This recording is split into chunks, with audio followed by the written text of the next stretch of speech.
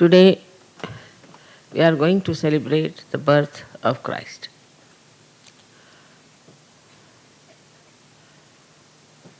At a very crucial time we are doing that because there are some antichrist who have become in charge of the Christian religion and are talking against the birth of Christ. They have no authority. They are not realized souls. They have no idea of the divine, nothing. And they are saying that it is all falsehood, that she was not a virgin, and that Christ was not born that way. Who told them? Did Gabriel come and told them? What right they have got to talk these things? So because they are antichrist, now they have become in charge of Christianity. Even Pope is like that. So in Satyoga they will be all exposed, have to be exposed.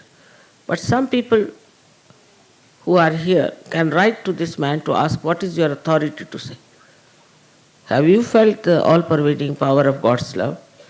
Have you any divinity in you to challenge Christ like that? There must be some incarnations of Paul, perhaps. They cannot understand divine. They don't know what divine can do.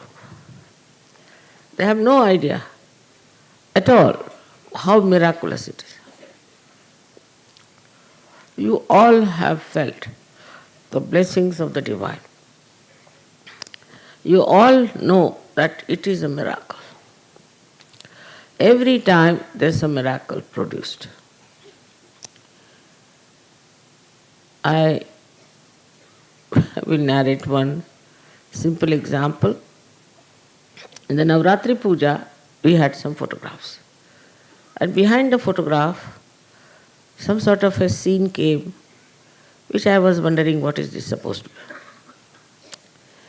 The scene was that the Surya was moving a curtain. There were eyes for the Surya's mouth, nose, and he was smiling and moving a curtain like that. I said, what is this? What this is indicative in the Navratri Puja? But when I went to Moscow, I was surprised that they had painted the background just like this. Exactly like this there was the background. So Navratri Puja, which took at least 1.5 months before, the Param Chaitanya painted there. It's very remarkable how things work out miraculously. And there are 1,001 miracles you can talk about. When we were in the aeroplane going to Moscow, they said the temperature is minus 20. We got down, they said it is minus 50. Next morning, they said it is coming down very fast. It's touching about minus 12. And afternoon, they said it is minus 4. But next day, it was plus 10. I mean, as the time passes, it has to be cooler and cooler. This time my husband was going to Moscow. He says, very cold there now, minus 20. He sent word that, I said, don't worry, we'll put it right. He said when he arrived, it was only minus 2. So all these things show that all the elements are helping us. All the other problems, minor, big, anything gets solved in no time. You are sometimes amazed how things are done. So then they question, then why Christ had to be crucified? Why could you not save him from crucifixion. He was crucified because that was to be done in his case, that he had to pass through the Agya. He had to establish himself in Agya. And the cross, he had to pass through that. So the message of his life is not never the cross, but the message is his resurrection.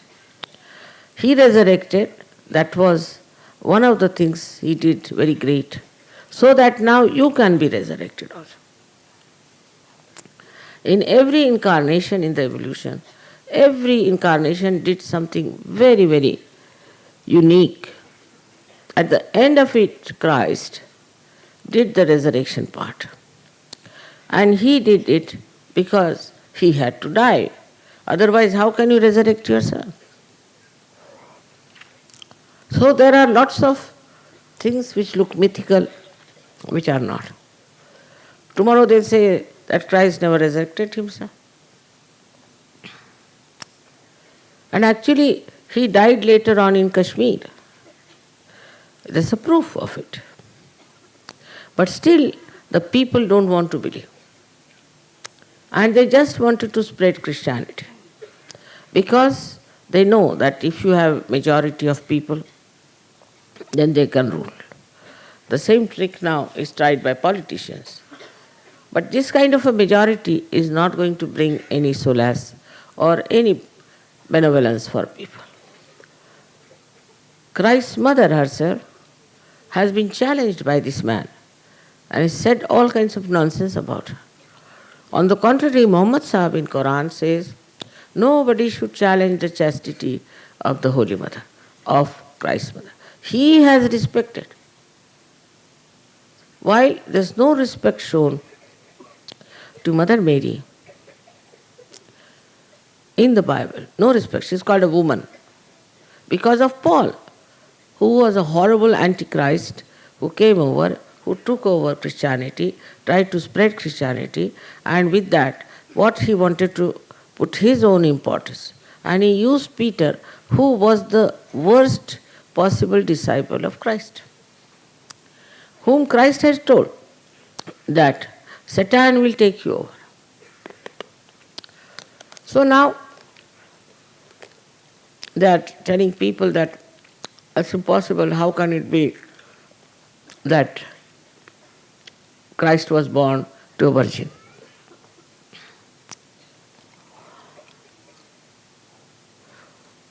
We Indians worship Sri Ganesh. Sri Ganesh is the same as Christ. And we believe that the mother herself created the child as a virgin, as a Gauri. Not only believe, but it's our faith. While the faith in the West is all rationality. They go on thinking like that, and they go on producing yarn of falsehood. What was the need for newspapers to publish this nonsense of this Durham fellow? And then he was honored. Honored by the Archbishop of Canterbury, who is another Antichrist. He honored him, and just after that, that church where he was honored was completely burnt by Vishnu Maya. She was looming around it for 1 hour and then she burnt it completely. Only the lower portion was left because they were also very beautiful paintings, maybe. Now the stupid fools are saying that it is God's grace on us that they saved us from this Vishnu Maya, the lower portion. But why did it burn? So you have to understand that rationality can never make you understand divinity. Can never. It is so limited, so conditioned, full of ego. How can the rationality tell you what is the truth about Christ's life? But we have proved also, scientifically. So you must be knowing that I told them that if you see from right to the left, you see a swastika. because of carbon, the way it is made. If you see the carbon atom, you see a swastika from left to right. We have made a big model out of it. And then you put it in another way, means you see it from left to the right, then you see Omkara, no doubt. And then you see from down below, you say Alpha and Omega. Christ has said it, that I am the Alpha and the Omega. At that time I didn't know if these symbols were there or not. Whatever it is, he did say, I am the Alpha and the Omega. Also it has another meaning, that I am the beginning, I am the end. But Alpha and Omega, the way he said it, you can see it clearly, symbolically, clearly, if you see it from down upward. So, the Omkara on one side, Swastika on another side, joined together, when they ascend and incarnate, they become Alpha and Omega. But all this doesn't go into the heads of these antichrists. They are all antichrist. And they cannot understand what divinity can do. You got your realization, your second birth, just sitting here. How did you manage? How did you get your second birth? And the way these people talk is definitely for their doom, for their complete destruction. It's too much of daring. As you know that Sri Ganesha is a very powerful deity. Same Christ. He has said, if you say anything against the Holy Ghost, I will not tolerate. And also, against Christ, I will not tolerate. A word even. Only on that point, I'll have to see to it that all these horrible people should be destroyed completely. On this occasion of his birthday, we have to realize that Christ was born from the same things as Sri Ganesh. So he was wisdom, source of wisdom. He said few things because they didn't allow him to live long. At the most 3.5 years, he could lecture to people. But whatever he said is so truthful, so correct, and so wise. Of course, they might have tried to dabble with that, but still lots of truths are left in the Bible, no doubt about it. And his lifetime, he spent in just telling them what is the truth is. He is the first one who talked so clearly about God. On his level, we have 3 other people in the area of tapa, which is here. One is Buddha, another is Mahavira. Now, both Buddha and Mahavira were born at a time when they saw that ritualism is taking place, the reality. So they said, we'll not talk of God. Anishwarvad. We'll not talk of God. First we'll only talk about the Chaitanya. That everybody did. Even the guru of Janaka, who was Ashtavakra, only talked about the vibrations. Even Nanaka did that. When Namadeva went down to Punjab, he told him, don't talk about God. Don't talk about Hari. Better talk about Paramachaitanya first of all. Because one can reach only Paramachaitanya to begin with, and then they will say, where is God after all? But it's only Christ who talked about God at that time, when it was more that they didn't want to talk about God Almighty. He was a daring person, were never afraid of anything, no doubt. But his childhood has not been described anywhere, which is very sad. We have got the beautiful description of Sri Krishna's childhood and also Sri Rama's childhood. except that once he was in argument with some Pharisees, and how clever he was, and they were all flabbergasted at his discussion. That's all, nothing more. But later on, though they had showed no regard for Mary, the people couldn't help it. They said there has to be some Devi, some goddess. How can Christ take birth from her? So they named her Madonna, and that's how this Mother Mary was called as Madonna, means maiden, means virgin. And this Madonna was then started occupying the place of churches everywhere, and people regarded her as a goddess. It is the people who said, not in the Bible, not in the Christianity, but the people started calling her Madonna. And from that Madonna level, that people started seeing the mother and the motherhood. She was Mahalakshmi, we know that very well, and we worship her as Mahalakshmi. She was Radha. Radha also had a son, and he was like an egg. And the half of the egg was Christ, and half of the egg was Sri Ganesh. But when this child was born, he started crying for his father.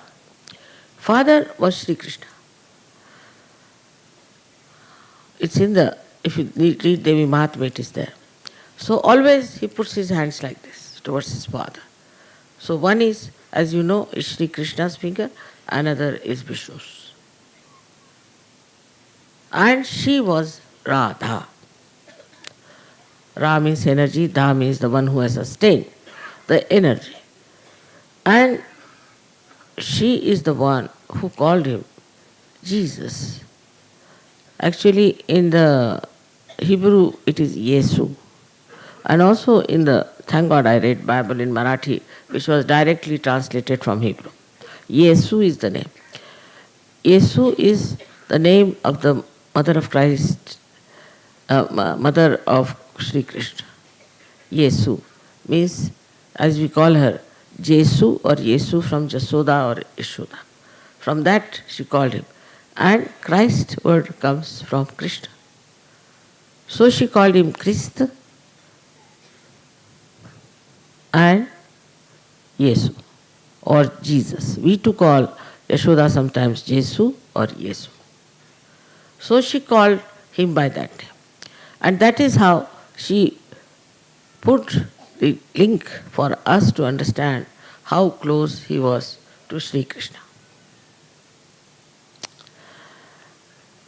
Sri Krishna came only, incarnated only in India, because he would have been too lenient a person to be incarnated in America. As it is, they have no limitations, they have no maryadas, they have no idea of dharma, they are very great adharmis. So, only a person like Christ, who is absolutely pure, wise, and does not believe in the Leela part of Sri Krishna. Sri Krishna said that this is all Leela to overcome the strictness of Sri Rama. But Christ did not say so. And despite that, all over, wherever Christianity is practiced, they think it's all Leela. Adharma is Leela. Whatever wrong we do is Leela, after all innocent. It's surprising. Their logic is so funny. I've never been able to understand their logic. All self-destructive, nonsensical logic they have. So, for us Indians, we should know that we have full idea of dharma. We know what is wrong and what is good. But more credit I would give to Christians who are from such countries where they have no idea of Kundalini, have come up so much and have become such great Sahaja-yogis. Now is the blessing of God. Because they were genuine, they were sincere, It is Christ who brought them to Sahaja Yoga. Without him, it would not have been possible. Here, Sri Ganesha is just a symbol sort of a thing. He resides in the stones. But there, he incarnated. And he told people what is dharma is, which they are supposed to follow, but they never follow. They never follow. They are extremely money-oriented people. It's very surprising what things they have done in the name of God. The most symbolic thing is his birth. He was born in a manger. Just imagine in a manger, full of straws assembled together. This child was born where there were other animals used to be. See the way this great incarnation took birth. He was not king. He was not a big rich man. He was born as a very poor person and in a place which is something very much below the human standard. This message is that you don't need palaces, you don't need huge places to be born. You can be born anywhere if you are a pure spirit. If you are Christ, such a great personality was born like that. Now the other way now, people go. They are extremely money oriented, very materialistic. I mean, to such a limit that you can't understand what are they up to. They are destroying themselves with whatever money they have made. They have no sense, they have no proportion. This is what is happening in the West. And we are trying to follow them also. We are trying to follow their destructive methods, and we are trying to think that we are very advanced. Advanced towards doom. That's what they are. We have to be very careful with our children, with our relations, that we don't go to their dirty things and take to their dirty ways which they have created in the name of God. In the name of God. Now this group that we have here is quite a large group, and we are Sahajogis. We are all blessed people. We know what is divinity is, and we know what Christ is. Whether you are born a Hindu or anything makes no difference, because Christ is universal. He is the support of the universe. That's what is written in Devi Mahatma. He will be the support of the universe. So, one has to understand that we should never ridicule anybody if he is following Christ, and that we should worship him with the same affection, with the same devotion, with the same surrendering as we worship Sri Ganesh. Because I don't think Christians have any faith about Christ. No faith. We believe in Christ, we believe in Christ, you cure my father, do this, do that. But a Sahajogi's faith works. Your faith is an enlightened faith, and it works. But you must have faith in yourself, in Sahajoga, and in the life you are leading. Unless and until this happens to you, you shouldn't call yourself a Sahajoga. I see still there are people on the periphery. Then you don't know what to do about it. You don't understand in a mental way, but you just float into the immense love of God, and you want to give this love to others.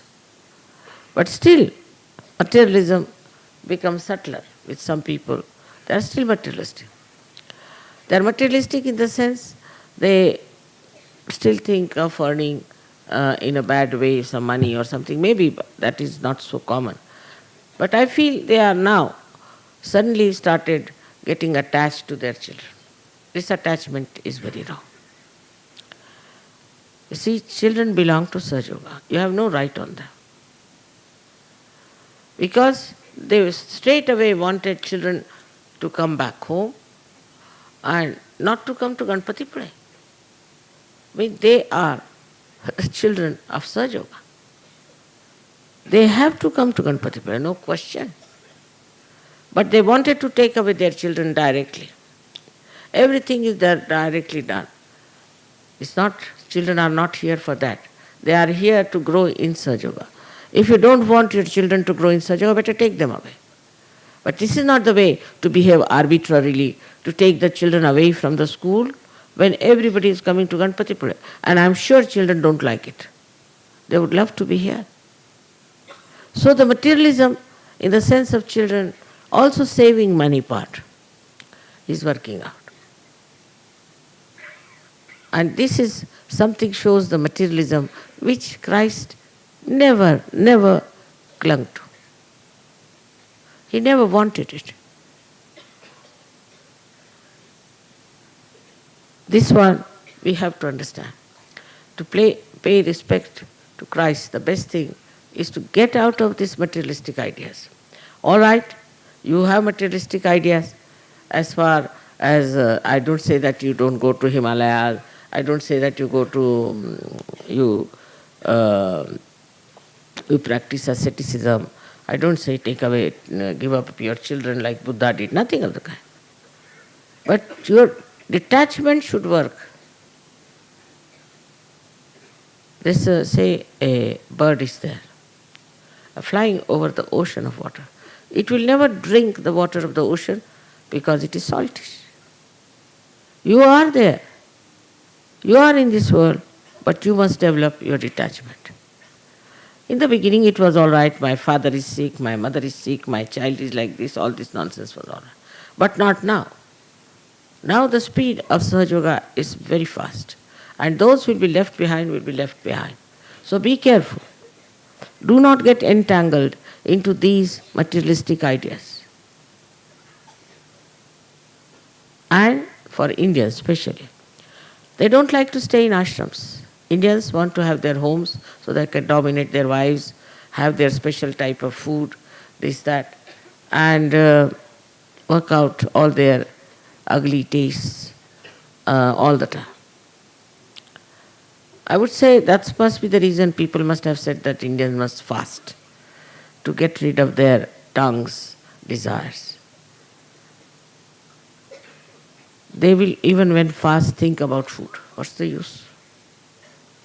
Christ fasted for 40 days and Satan asked him that you should give up your fast and do this and do that. He never listened. So materialism works out in two types. First of all, in the West now, is the materialism is my house, my wife, my children. And in the East is what sort of food I eat, what sort of a house I should have, what sort of a family I should have. All these things are still lingering. As your ascent has become subtler, they are also becoming subtler and subtler. And they are holding you back. There are all kinds of things. For example, I know of Sahajogis who want to make business out of Sahaja. There are. Like these people here outside, they want to sell their things to us and to make money out of us. There was a demand that there were no saris. I said, all right, take saris. But you are not to buy from outside. Also, they will go to some shop here and have something to drink or something to eat and then suffer from something. What is the need? Can you not control your thirst? Can you not control your appetite? It's very easy. Did he not do it? Christ did it. You have come here to worship. Try to control these things, are very important. And once it happens, it doesn't matter if you get food, doesn't matter if you don't get some good place to live in. You can live anywhere. Anywhere. As far as I'm concerned, you know that very well. I have no demands. My body doesn't demand anything. It's such a good body, it never demands. And that's why I've seen that I never feel tired. I'm here with you, and in the same way, I'm anywhere. If you make me sleep here, I can sleep the whole night. My body never says anything. On the contrary, I've seen the experience is very different. Once I traveled by train, I think from Pune to Hyderabad or something. And the train, I was on the wheel, and the thing was jumpy all that. And slept off, and what I was thinking, I was feeling that I am going from one star to another star, moving from the whole universe. I never felt the jump, I felt the other way around, that the whole thing is going, the body is moving from this star to that star, from there to there. Somebody would be absolutely angry for a thing like that. On the contrary, I was enjoying nice jumping from here to there, to going to this star and to that star and moving from one place to another. It was very interesting. So the reaction is very different. Reaction is different. If there's a crisis, suddenly I become thoughtless, completely thoughtless. And a kind of a tremendous peace starts pouring out of it, if there's a crisis. And this is what you all can achieve, very simply, if you get detached. See, I have children, I have grandchildren. I never telephone to them. I'm not bothered. If they telephone, well and good. I never telephone to my husband also. I always think that it's a waste of time of telephoning here and telephoning. I have got all telephones within myself. I know everybody's all right. So why to telephone to them? But unless and until you develop that kind of a status, it won't. Then another thing I've noticed about Sahaja Yoga is that they become suddenly very violent, and there are reports that some people were hit. That's not being a Sahaja Yogi. I've never raised my hand against even my own children. It's not allowed. Nobody has to raise the hand or touch somebody's body to be violent. It's absolutely such a person will fall very deep down into Sahaja Yoga without doing anything. You're not to get angry, you're not to shout. Nothing of the kind is going to help you. You have to be absolutely peaceful, calm, compassionate. If there is a wrong type of a man, just tell me, I'll manage. You don't have to handle such situations and misbehave because you are still attached. And that attachment will pull you down. So be careful not to be angry. Look at Christ. He was angry with the people who were selling things near the church. At that time it was not the church, but they call it a tabernacle. And he was very angry that in the temple of God, these people are selling things outside. And he took a big hunter and hit them hard. But he was Christ. At the same time, when he was crucified, he said, "Oh God, my Father, please forgive them because they don't know what they are doing." This is what is one has to understand from him. His character, how forgiving, how loving he was, how he looked after the people, how he helped people for their emancipation. In those days of complete chaos and anarchy, he stood up and talked about truth and about such things like spirit, like ascent. They were all blind people. They didn't know what it was he was talking about. And he talked about it. There's a lot of myths that exist in the Bible, and one of them is that when the resurrection time will come, your bodies will come out of your graves. It is not only with Christianity, but also with the Muslims and also for the Jews. Now think of it. After so many years, what remains in the graves? Few bones. And these few bones, if they come out, how can you give them realization? Think of it. It's a big myth. One should understand, logically it's not proper. So what is the thing is, I must say, Nala Damayanti Akhyan, in the Indian philosophy, they have given a clear-cut idea that when this Kali Yuga will come, so many great seekers who are seeking God in the hills and dales, mountains, will be born again, and they will be given their self-realization. Their Kundalini will be awakened. This is what is said, and that seems to be a very logical thing because we are doing that. And today's population growth is also because so many have taken birth. I don't know how many will get their self-realization, how many they are going to get it. But those who have got it have to establish themselves. And there also I find there's some sort of a very subtle type of attachment with people. So for the time being, I feel that you should all surrender yourself to the qualities of Christ, which are immense qualities.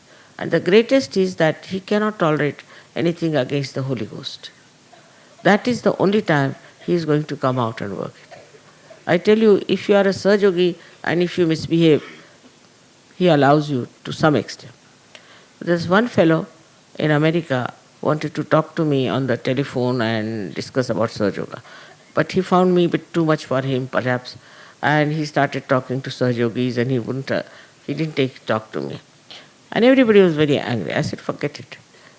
The other day I received a message that he was doing a program, same time, and he collapsed because he got paralysis.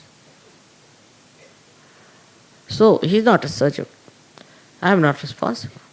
But if somebody calls me a mother, then the Param Chaitanya respects that. And you have no business to hit anybody or to talk to anyone rudely in any manner, those who are Sahajogis. Of course, if you want to tell somebody off, there are ways. This should be done like a Sahajoga way and not like the violent things. It's very, very wrong, and I'm very upset to hear that people suddenly become violent, even now in Sahajoga. This comes from liver, I know. You can go in for your liver treatment, improve yourself, but don't think that you can get away with it. You cannot. It's better such people fast for 2 days and punish themselves. Temper is the worst thing, and Sri Krishna has told that temper is the worst, from where everything starts. So we must control our temper and understand that Christ was the embodiment of forgiveness. Embodiment. We are worshipping him today. How he forgave people. Those who crucified were not the Jews actually. They were the Romans. The Roman authorities crucified him. But Paul decided that we should try to condemn the Jews, so the Jews have done it. Jews have not done it. And they condemned Jews forever. With this kind of a attitude, people hated Jews and they troubled them and they were tortured. The Jews also had a reaction. They are equally the same. So it's not the Jews, because it's never done that you ask a multitude, a magistrate asks the multitude whether you should crucify a thief or this man. It's never done. They have to take their own decisions. It's never done. So this is just to bring a curse on the Jews. This Paul has done the greatest harm. But now, thank God, we have many Jews, and we have also a center in Israel. It's working out all over. We have lots of people from Iran who have come to America, who are also Jews and who are also Muslims. They all have taken to Sahaja. So it is something that's happening, and also the Sufi people from Turkey, I hear, are joining us, and also Sufi people from India will be able to get them. So thus it will work out, and it will work out for everybody's good. But first of all, we should understand how Christ was, and how his life was, and how he loved the world. He came on this earth to be crucified.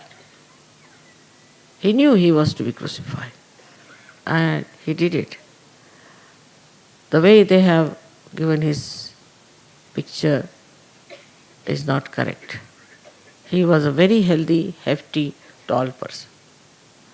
He had to carry that cross. Those people who paint him like a TB patient should know that if they have to carry the cross, can they do it?